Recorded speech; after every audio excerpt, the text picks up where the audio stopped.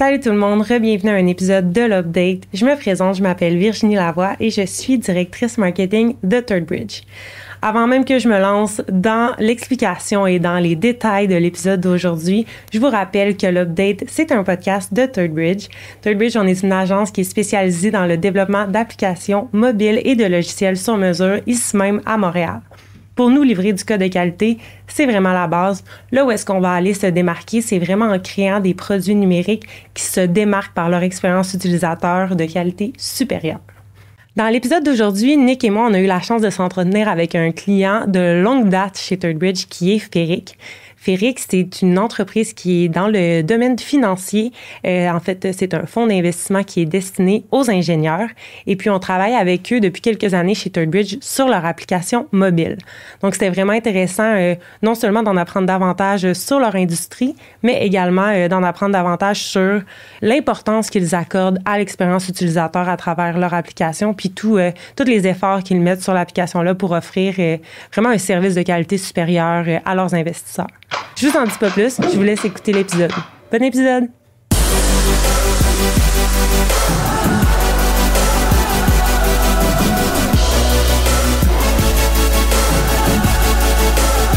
Third Bridge. On travaille toujours sur la prochaine update. Maxime, Pérouse, bienvenue à l'Update. Merci. On se fait un petit cheers pour commencer. Santé. Cheers. Nick, re-bienvenue à la co-animation. Merci. Moi, faut que je prenne une gorgée, hein, c'est un peu. De la malchance, sinon. L'épisode sera pas bon. Si tu Exact. C'est temps de mauvaise soirée. la version comme un censurée. miroir. Exact, c'est ça. All right, ben bienvenue. Merci beaucoup d'avoir accepté d'être avec nous aujourd'hui. On est toujours vraiment particulièrement excités de recevoir certains de nos clients sur le podcast. Ça fait toujours des épisodes qui sont vraiment intéressants. Donc, avant même de commencer avec mes questions, je vous laisserai vous présenter respectivement. Ça, c'est la partie difficile. Ah oui. Je vais commencer. Firouz Nikpournaini, directeur expérience client et évolution numérique. Je travaille chez Feric depuis 11 ans. Donc, j'ai commencé... On est deux organismes à but non lucratif, Service Investissement Feric et Gestion Feric. J'ai commencé chez Service Investissement Feric et je continue maintenant avec Maxime et l'équipe technologie dans la filiale Gestion Feric. Et moi, c'est Maxime Goulet-Dion. Donc, je suis VP en charge de la technologie depuis maintenant 6 ans.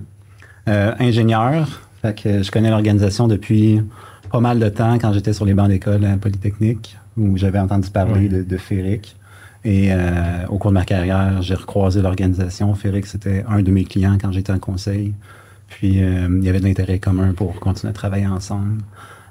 L'organisation qui grandissait. En 2017-2018, j'ai joint l'organisation pour des projets stratégiques. Et on a vraiment, depuis, progressé beaucoup dans l'organisation. On a maintenant des belles plateformes numériques à notre actif. Puis on va vers le futur. Très cool. Exact. Très cool. Puis, ce que les gens savent pas, c'est qu'on on se voit aujourd'hui, mais on s'est vu il y a quelques jours aussi pour la première fois. C'est rare que je suis exposée aux clients chez Third Bridge. Je suis un peu plus de mon côté. Fait que j'étais bien contente de faire votre connaissance. Puis quand on se parlait à ce moment-là, vous me parliez que Feric a célébré ses 50 ans cette année. C'était bien spécial pour vous. Qu'est-ce qui s'est passé à travers l'histoire de Feric? Comment vous en êtes venu à ce que vous êtes aujourd'hui? Je vais pas t'interrompre, mais on pourrait expliquer Feric avant pour Oui. les auditoires. Bien, absolument. Parce que Excuse-moi. t'avais-tu l'intention de faire ça? J'étais dessus. Je serais plus invité. Exact. Comme j'expliquais, on est deux organismes à but non lucratif, Service Investissement Feric et Gestion Feric.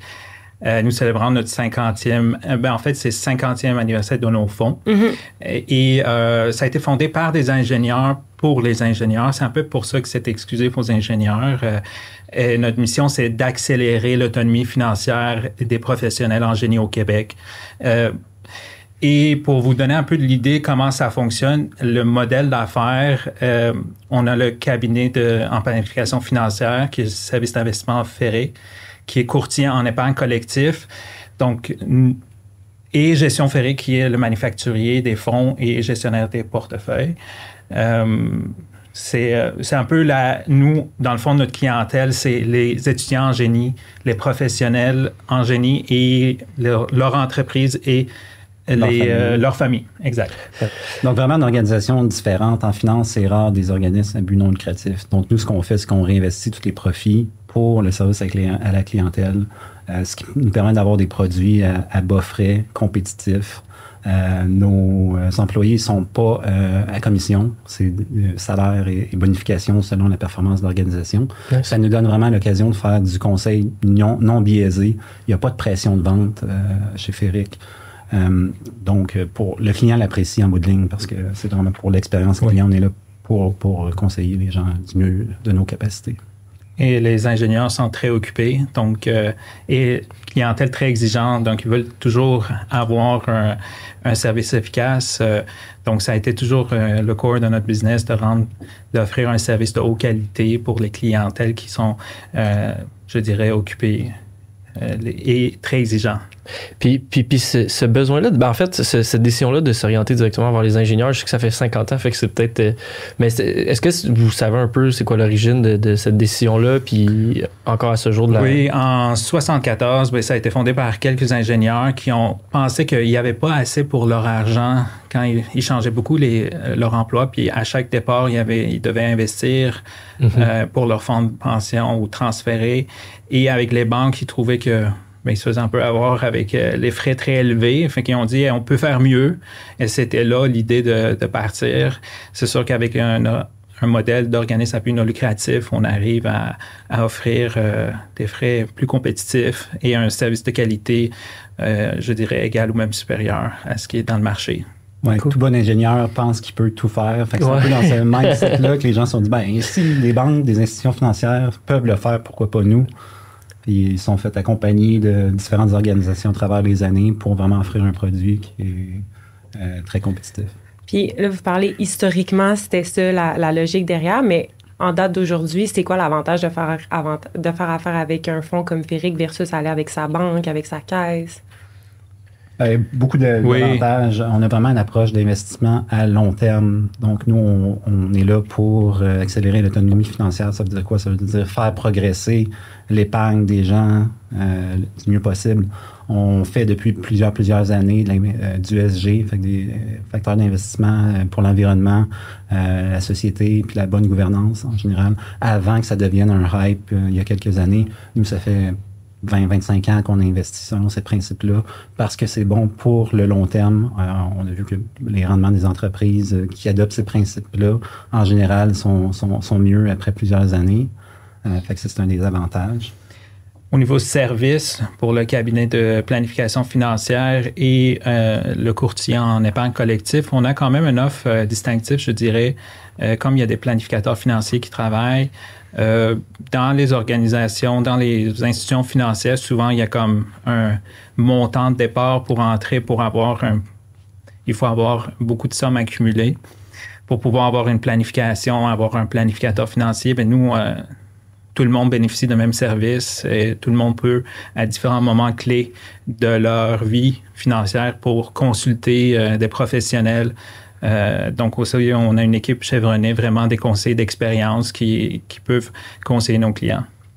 Puis peut-être un dernier, comme on a un bassin de clientèle qui se ressemble, leurs objectifs sont pas mal les mêmes. Ça nous permet de pouvoir mieux répondre versus d'autres organisations qui servent l'entièreté de la population ou plus de personnes, plus de besoins différents, moins ciblés.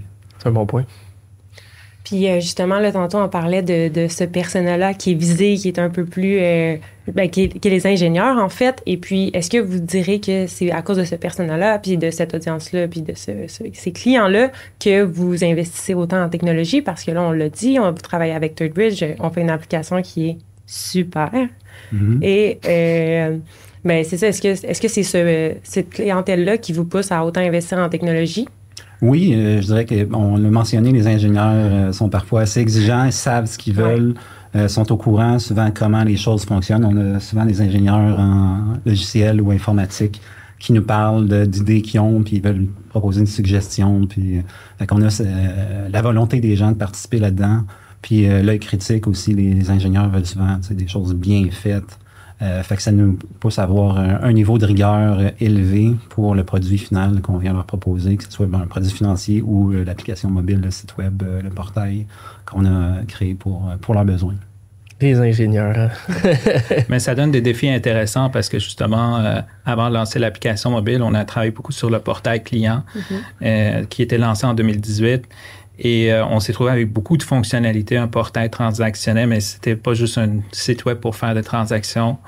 Et au moment qu'on a fait de l'application mobile, ben, on voulait un peu donner, on voulait pas limiter nos clients avec certaines fonctionnalités de base. Donc, répliquer toutes les fonctionnalités du portail, c'est un défi intéressant. Personnellement, je trouve ça vraiment intéressant il faut être créatif parfois pour donner toutes ces fonctionnalités-là dans une application. Puis ça nous amène où on est aujourd'hui. Mais en fait, j'étais juste curieux parce que ça fait 50 ans que vous existez, puis je trouve que des compagnies comme ça, que ça fait longtemps, d'être aussi à jour d'un point de vue technologique, c'est quand même bien, puis c'est pas tout le temps, des fois, on s'habitue à nos façons de faire.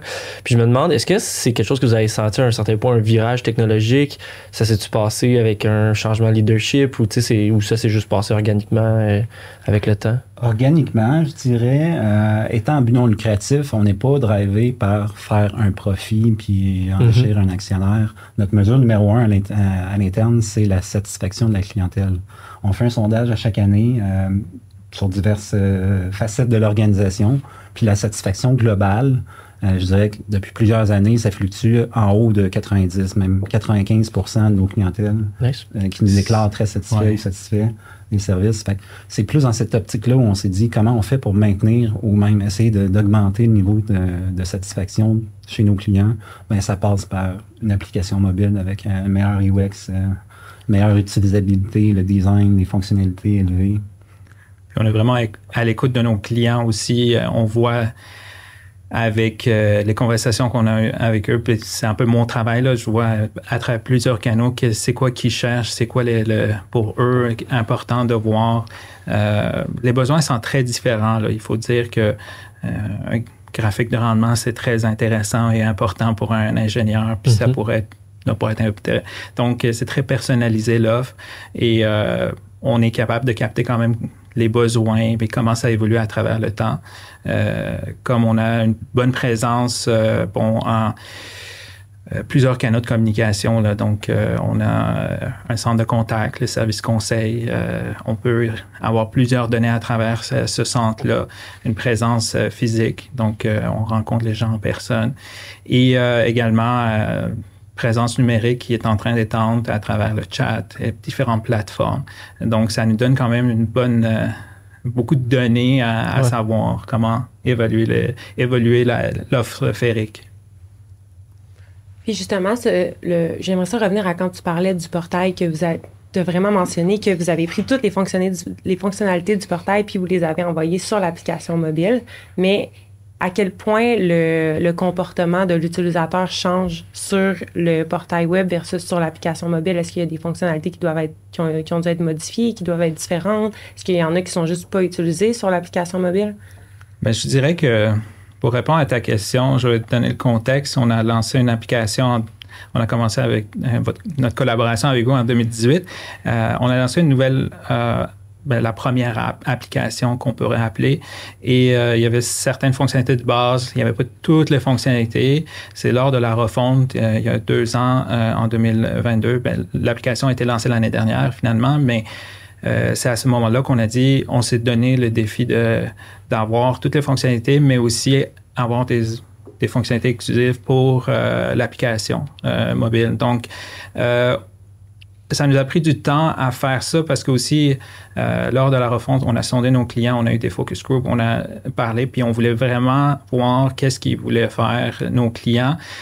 Et ce que moi, j'ai compris, c'est que vraiment, même si on change du portail à l'application mobile, on veut pas... l'expérience doit être harmonisée. On veut pas vraiment créer un choc pour nos clients, puis ils veulent qu'aujourd'hui, ils ont décidé d'aller sur leur tablette, sur leur application, sur leur cellulaire. C'est comme ça qu'ils veulent transiger. Donc, on a gardé ça en tête, puis c'est comme ça qu'on avance pour nos futurs projets. Même, on a quelques surprises. On s'attendait à ce que l'application mobile soit utilisée pour des besoins de court terme, voir le solde d'un compte. Est-ce qu'une transaction a passé la veille? Mais ce qu'on a été témoin, c'est qu'il y a de plus en plus de fonctionnalités qui prennent plus de temps, qui sont faites sur le mobile. Des ouvertures de nouveaux comptes, la révision de dossiers, même des transactions que les gens font sur le pouce dans les transports ou en attendant quelque chose sur leur téléphone mobile.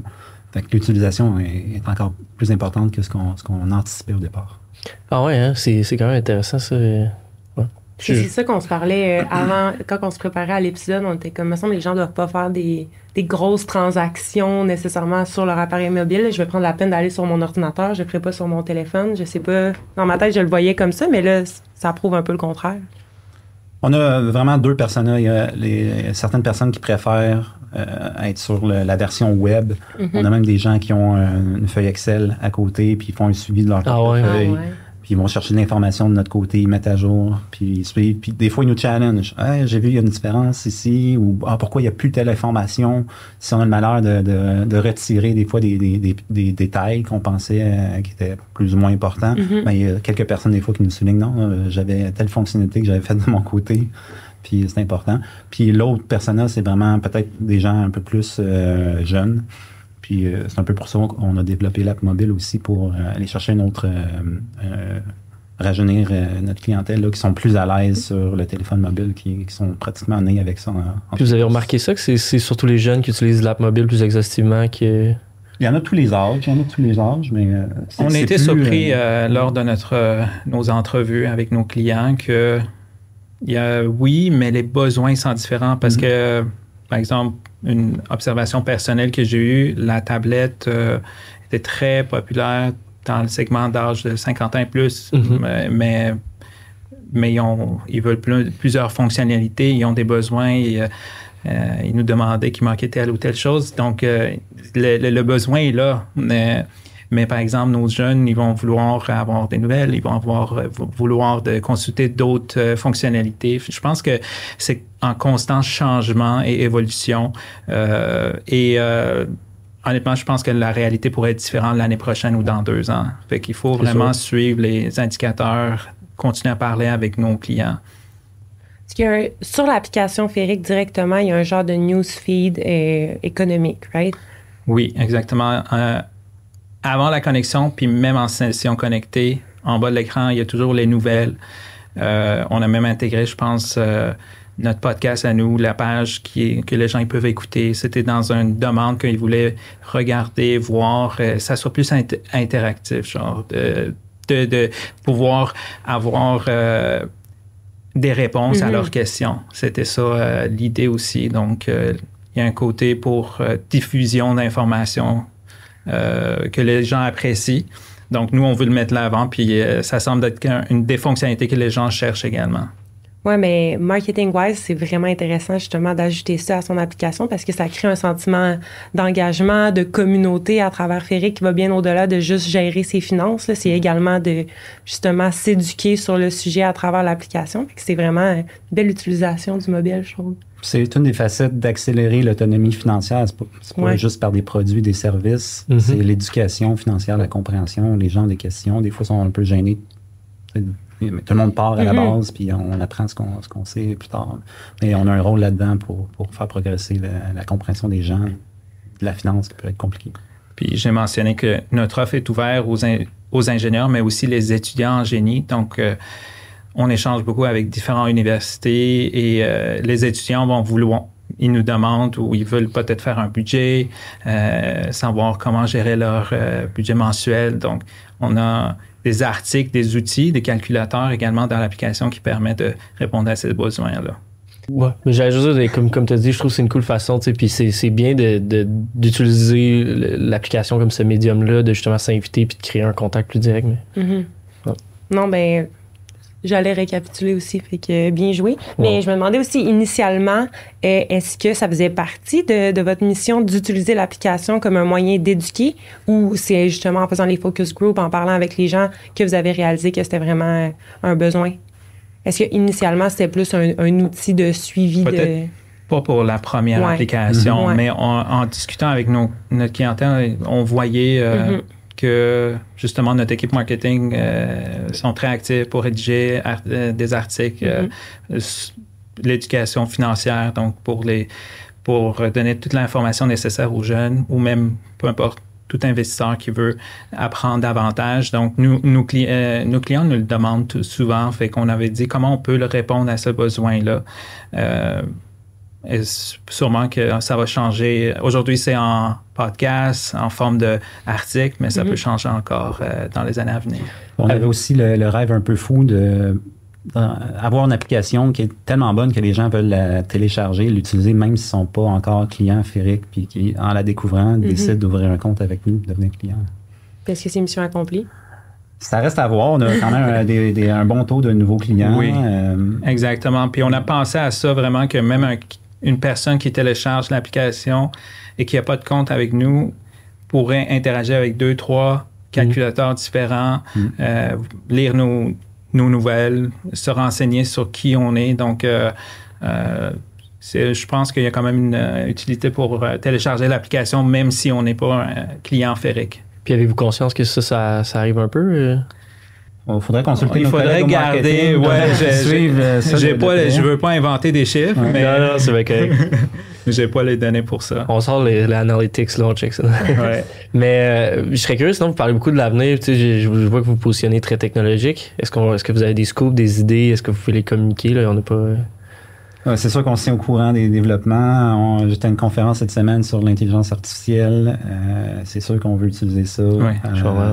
Court terme, j'espère. La technologie avance tellement vite, puis les possibilités ont l'air du moins infinies aujourd'hui. Ça va peut-être se préciser assez rapidement.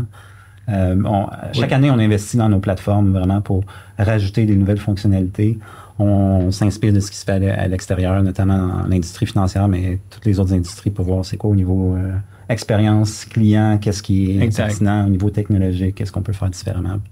Il y a, je pense, 2 ans, 1 an et demi à peu près, on a lancé notre chatbot sur notre site web, même sur le portail client, puis dernièrement dans l'application mobile.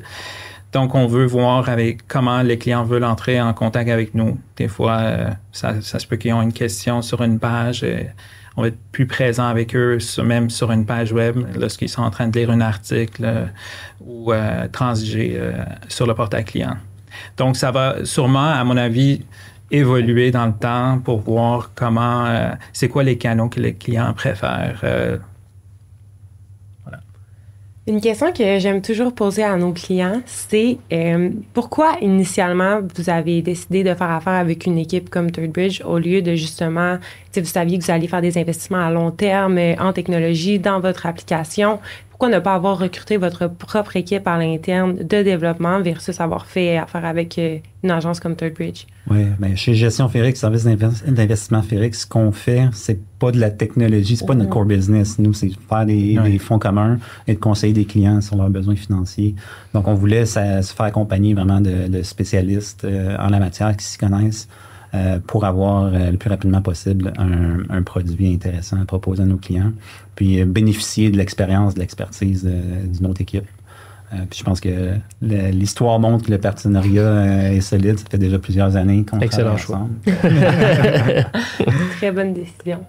Puis ben là, en date d'aujourd'hui, puis là, juste pour me mettre un peu plus en contexte, Maxime, est-ce que tu es autant porté à travailler avec l'équipe de développement de ThirdBridge que Firouz Livre ou c'est plus Firouz? C'est plus Firouz aujourd'hui. Okay. Moi, j'ai pris un pas de recul, mais on collabore souvent ensemble, brainstorm, suivi des projets. Donc, mon rôle, c'est plus au niveau de la stratégie, voir où on veut s'orienter à moyen et à long terme, m'assurer qu'on a le support de l'organisation, puis tout bien connecté à l'intérieur pour que ça soit coordonné avec les autres équipes, pouvoir supporter Firouz, puis le reste de l'équipe qui travaille là-dessus, enlever le roadblock du quotidien. Moi, ça fait 2 ans, je pense, avec l'équipe de ThirdBridge, donc puis ça se passe bien. On n'a pas à se plaindre. Tu peux nous le dire, là. C'est là qu'on règle ça au podcast. Ça va se passer bien. Mais justement, mettons, dans ton rôle depuis la refonte, parce que la refonte d'une application, c'est quand même un très gros chantier. C'est quoi, selon toi, les plus gros challenges que tu as eu à travers ça? Bien, je pense que première étape de la refonte, c'était parler avec nos clients. Ouais. Évaluer l'application actuelle. Puis aussi, nous, on avait d'autres objectifs. C'était d'accélérer un peu le développement, optimiser nos investissements sur l'évolution de l'application mobile. Donc, on a un peu changé un framework du travail pour qu'on puisse développer plus rapidement et plus facilement pour Android et iOS.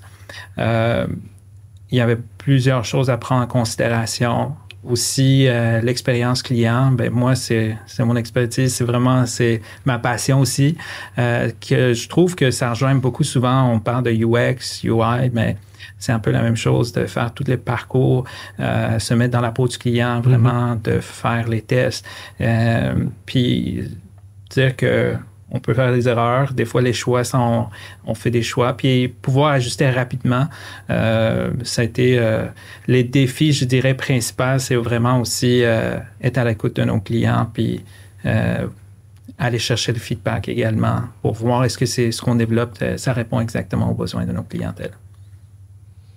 Très cool. Ça semble être vraiment présent dans vos valeurs d'entreprise, là, l'écoute. Puis, mais vous le disiez tantôt, là, c'est votre métrique principale. Je trouve ça très le fun. Ça doit être une belle façon de gérer une business. Oui, je dirais parce que ultimement, c'est nos clients qui vont nous noter. Puis on travaille pour eux. Et moi, je trouve que c'est le meilleur indicateur de succès pour une organisation. Puis dans le développement de l'organisation aussi, si on fait bien notre travail pour notre clientèle, bien, le développement va se faire tout seul. Puis l'avancement des projets aussi. Donc, je ne sais pas qu'est-ce que tu en penses, Maxime, mais pour moi, ça a été toujours l'indicateur. Totalement. Puis justement, encore une fois, je reviens à la refonte. Puis là, je comprends que cette refonte-là visait à justement faire la meilleure expérience possible, mais mettons pour les gens qui nous écoutent qui ne sont pas nécessairement au courant. Oui. Pourquoi ne pas être parti de ce que vous aviez initialement avec votre application, puis bâtir de nouvelles fonctionnalités, puis juste la repeaufiner à partir de ce que vous aviez, puis finalement faire une refonte complète? C'est quoi les motivations derrière ça? On voulait moderniser aussi l'application, aller chercher aussi joindre notre clientèle. On sentait qu'on n'arrivait pas à joindre notre clientèle jeune étudiant, puis rajeunir un peu l'image, mais aussi de voir...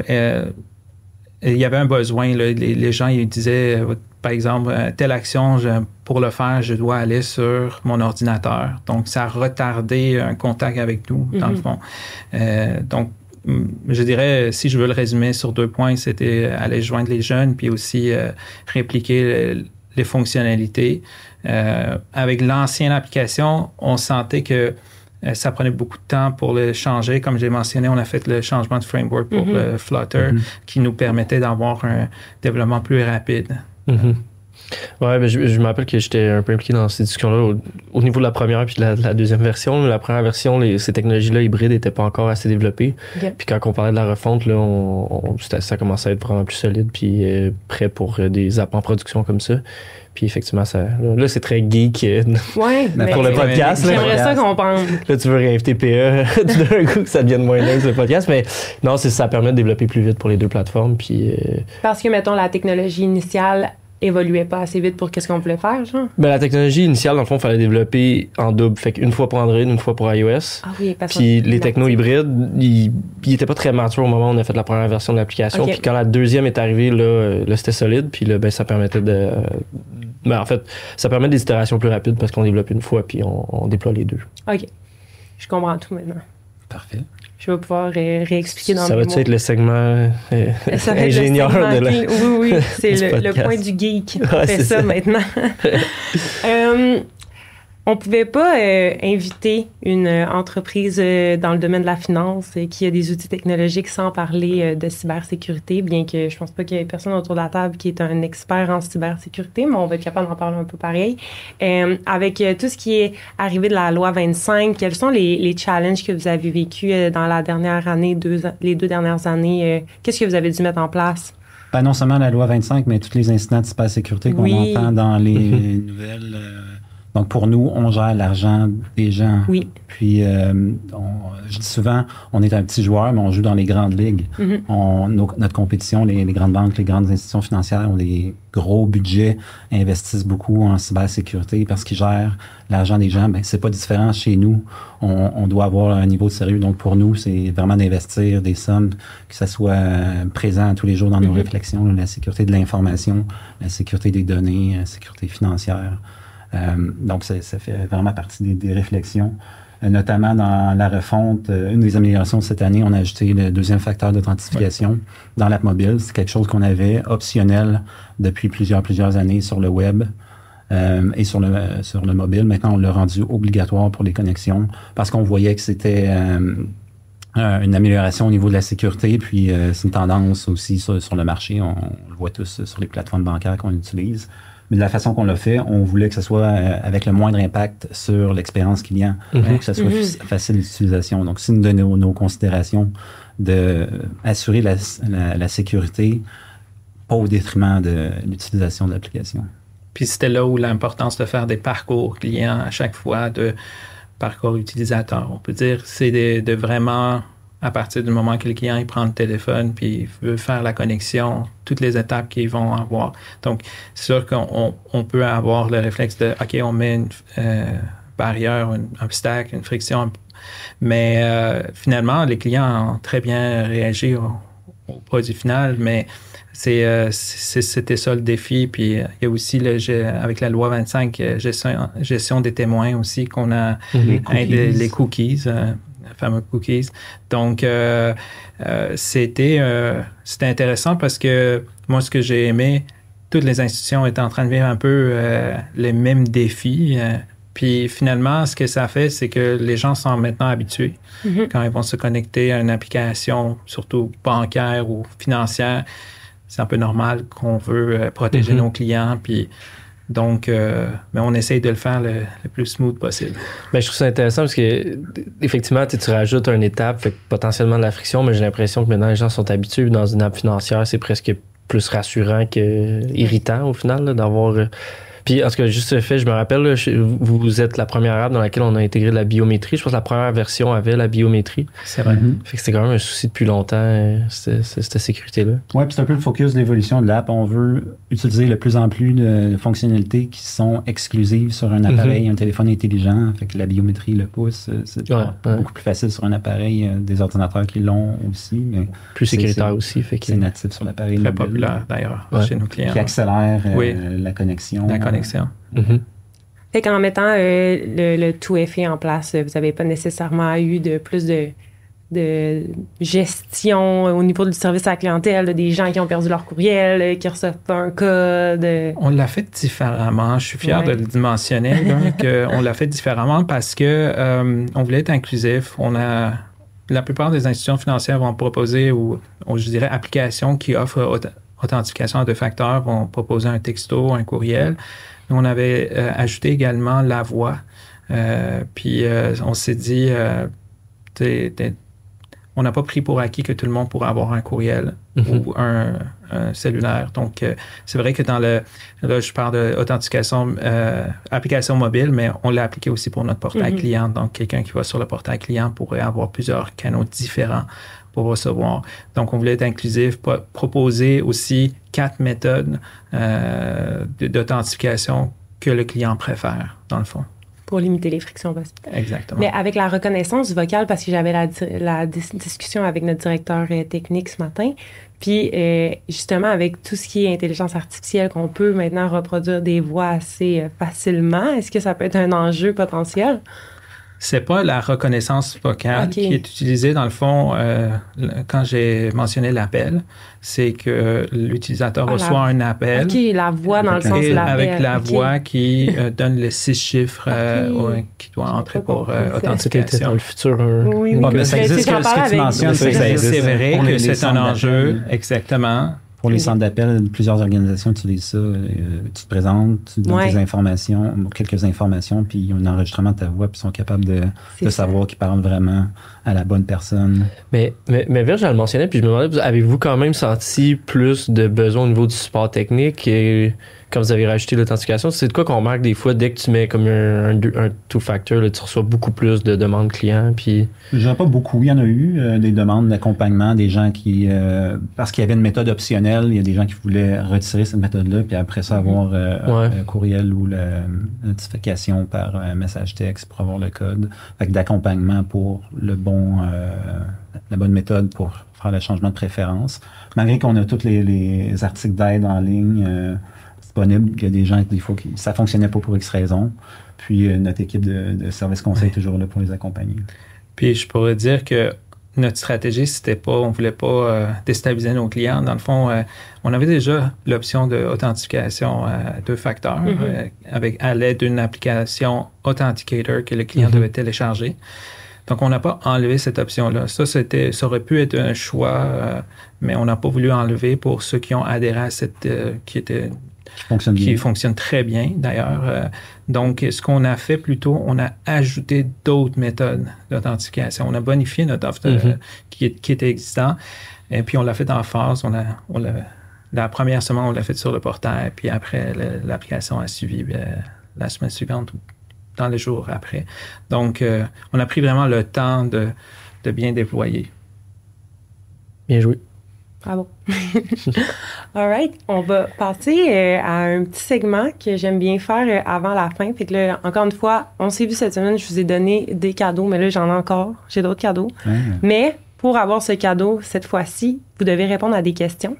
Donc, je vous laisserai piger une question, mais j'aimerais que chacun d'entre vous réponde à la question merci. Qui est pigée. Puis là, il faut faire attention. J'ai déchiré un papier tantôt, fait que Nick a écrit à l'endos, fait que c'est l'écriture de gars qu'il faut regarder. Celle-là, exact. Oui, ça, c'est mon écriture. De gars. De gars. Quelle est l'application la plus utilisée dans votre téléphone? Puis là, on n'a pas le droit de répondre Google, Calendar, quelque chose de plus funky que ça. Veux-tu commencer, puis je vais compléter? J'allais dire YouTube, mais là, j'apprends que je peux pas dire. Ben, s'il y a une bonne justification, c'est accepté. C'est un peu drôle à dire. Il y a quelques années, j'avais lu que c'est le moteur de recherche, un des moteurs de recherche le plus utilisé, mais c'est vrai qu'on peut apprendre beaucoup.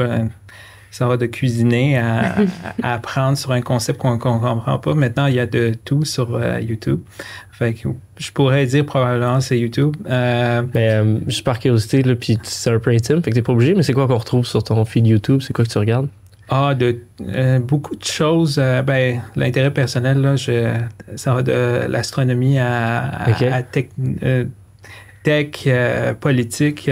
Fait que ça va vraiment. Puis, ou même comment réparer quelque chose chez moi que je n'arrive pas à trouver la solution. J'ai une maison aussi. Mon YouTube a ça. Je trouve que c'est une façon intéressante. C'est un support intéressant que, en tout cas, les gens semblent vouloir prioriser le visuel. Peut-être, est-ce qu'on a un deuxième choix aussi? Si on ne parle pas de l'application Google, je dirais les applications qui sont axées sur les nouvelles. Là. Donc, probablement la presse. Puis, est-ce qu'on peut s'attendre à une chaîne YouTube pour Féric, pour du contenu éducatif? Probablement. On a du contenu. On a du contenu, oui, mais c'est plus. Nos contenus sont plus concentrés sur le site web, Féric. Donc, à voir.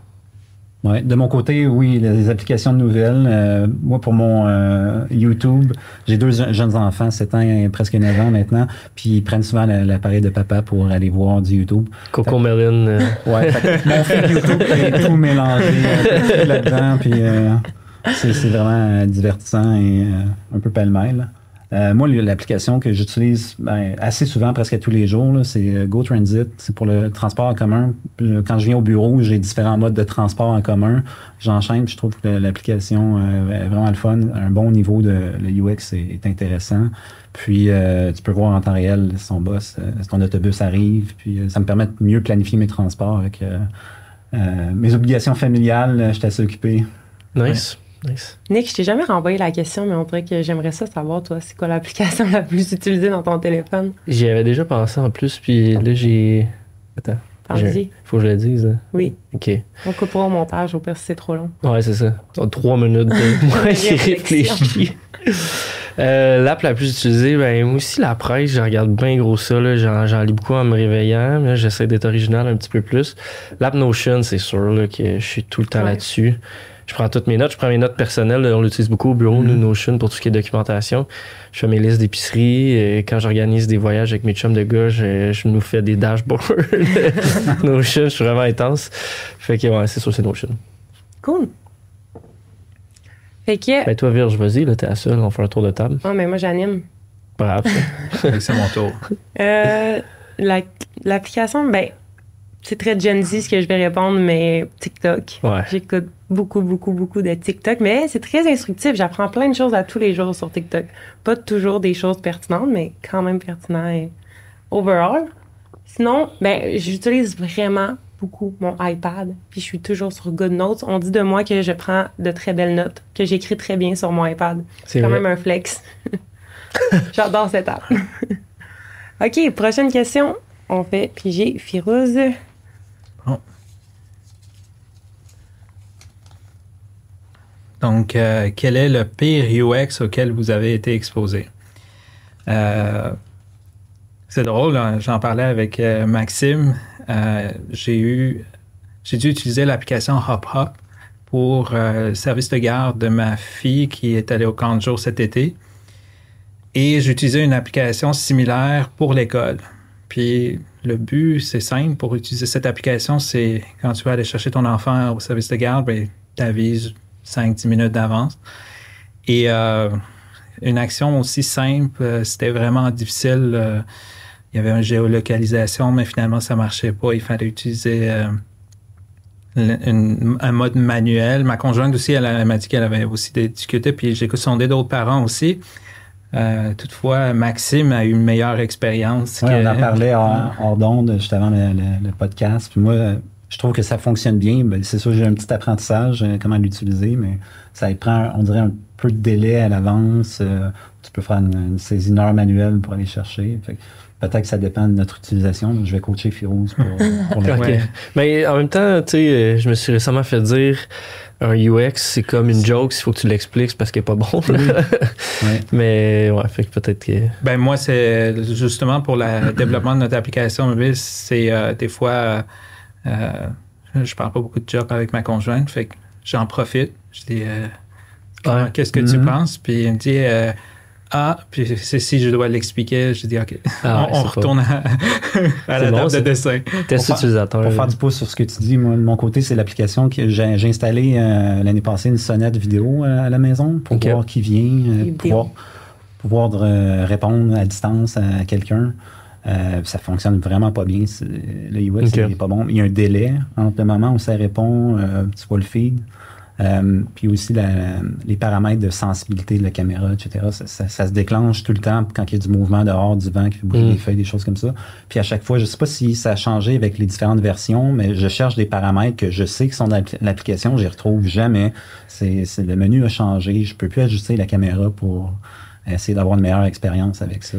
Mais c'est vrai que souvent, ces gadgets-là, les apps, tu sais, le UX n'a pas suivi. Là. J'ai une caméra pour un bébé, moi aussi, chez nous. Puis même un peu... C'est un bordel, là, cette app-là. Là. C'est fonctionnel bien rien, puis décevant. Ouais. All right, bien, merci beaucoup pour vos réponses. Ils ont-tu gagné les trucs? Ils ont gagné les trucs. Oui. Je les remets. Fait que plus de merch ThirdBridge, si vous en aviez pas assez. On est sur la fin, fait que je vous laisserai quand même l'opportunité de prendre le micro, de nous dire où est-ce qu'on peut vous suivre, ce qu'on peut s'attendre pour Féric dans les prochaines semaines, mois, années à venir. Sur nos plateformes, ferric.com, portail.ferric.com pour le site web. Et, allez chercher notre application mobile. C'est un super beau produit fait par des génies développant l'application mobile. On est présent sur LinkedIn et également Instagram. Je dirais plus actif sur Instagram aussi. Ah ouais? Good. Ouais. Vous utilisez Instagram pour justement créer du contenu éducatif ou plus pour... Oui, on a contenu aussi Brian qui est dans l'équipe de développement des affaires qui est très actif aussi à faire des petites vidéos. Fait que je vous laisserai découvrir. Je vais pas vous en parler. Il fait des sketchs, right? Ça se peut-tu? J'ai vu des sketchs féeriques, me semble, avec... Oui, on a des partenaires avec qui on travaille. Des influenceurs. Oui, mais Brian, il travaille pour Service d'investissement féerique, donc il fait partie de l'équipe de... On est aussi sur les campus universitaires de génie, dans la grande région de Montréal, un peu à l'extérieur, à l'occasion. On se promène avec notre équipe, Brian, Nicolas notamment, sont là. On peut vous croiser en personne à l'occasion. Puis votre podcast, vous en avez parlé tantôt, ça c'est sur l'app exclusivement? C'est nouveau, le podcast, c'est sur le site aussi, mais également des webinaires qu'on offre sur notre site. On est très actifs sur différentes périodes de l'année selon les besoins, surtout la campagne REER pendant la campagne les gens ils ont beaucoup de questions pendant cette période-là, fait qu'on en profite pour faire plusieurs webinaires, mais je dirais que si vous vous abonnez, il devrait avoir des contenus à chaque mois ou à tous les 2 mois si je ne dis pas des bêtises. Puis les webinaires, vous faites ça entre membres de l'équipe ou vous avez des invités? Les deux. OK. Ça dépend des sujets. On a souvent des experts qui viennent commenter des sujets d'actualité qui peuvent avoir de l'influence sur la finance, les élections américaines, par exemple. Ça s'appelle comment? C'est toujours des webinaires. Le webinaire. OK, webinaire, OK. Oui, ferric.com/webinaire, si je me donne. C'est ça, quelqu'un de marketing qui nous donne des idées pour nommer les webinaires avec un titre accrocheur. Il faudrait. All right, merci beaucoup d'être venu jaser avec nous cet après-midi. Puis, merci à nos auditeurs. Allez nous suivre si vous ne nous suivez pas. Merci, Nick. Merci beaucoup, les gars. Merci, c'est un plaisir.